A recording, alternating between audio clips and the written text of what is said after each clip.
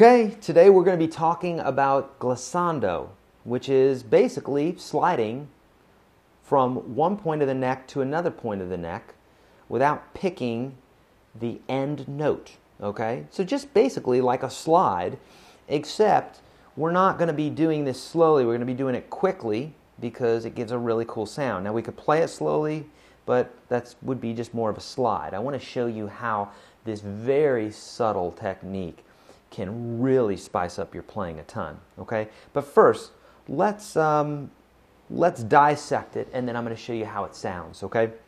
So, using our blues scale here and the blues chord progression, the 12-bar blues, we can use this for any style of music, okay? So, it doesn't have to be blues. We're going to be using blues today, and it sounds really good in that, but I've heard it in heavy metal and classical and just all sorts, okay? And it just sounds beautiful. So, the technique is going to look something like this. If this is our ending note, this A here on the first string, if that's our ending note, we could slowly slide up like this, or we could do it quickly like, and that has a really cool sound to it.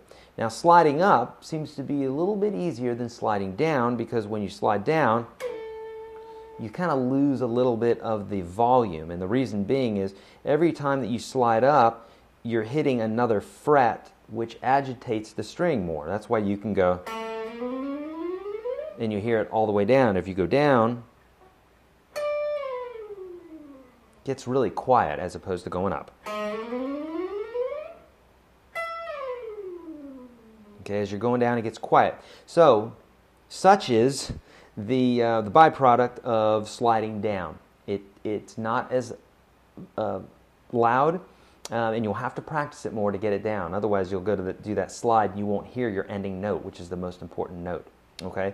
So with all that being said, typically the slide is going to be 1 or 2 frets, because it's kind of an afterthought, or not so much an afterthought, but it's a grace note. It's not so important that you're exactly on, okay? So like for instance, if our blues scale says, or, then we don't have to slide up, okay? We could do it from here, we could do it from here. It's all going to sound pretty much the same because these notes are going by so quickly, it's a little bit undiscernible. Maybe similar to if I saw you on the street and I said, "What's up?"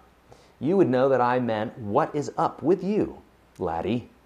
You know, but instead I'm saying, "What's up?" Okay, but you understand it. So in the same way, we can do this with music. Things that go by quickly, here's a little lesson within a lesson. Things that go by quickly, you can get away with a lot more than if you're hanging on to the wrong note. If I was hanging on this note, it may not sound as good in the blues progression as opposed to sliding out of it really quick and into another note, because we're only visiting it for a second. The ear is very forgiving, okay? So in the same way, we can slide up or down from any place on the neck. So this will be part of your experiment then after this lesson, is to do this on different strings, do it ascending, do it descending, do it different fret distances, and experiment with this and come up with your own sounds, okay? Now, for this next bit where I show you how it should sound and how you can exploit this, I'm going to be exploiting it a lot. I'll be using it a ton, so probably overusing it, but the point is you can do it in all these different places and it adds a really cool spice to your playing, okay? So, yes, it will be overdone, but you'll get the idea, okay? So here we go.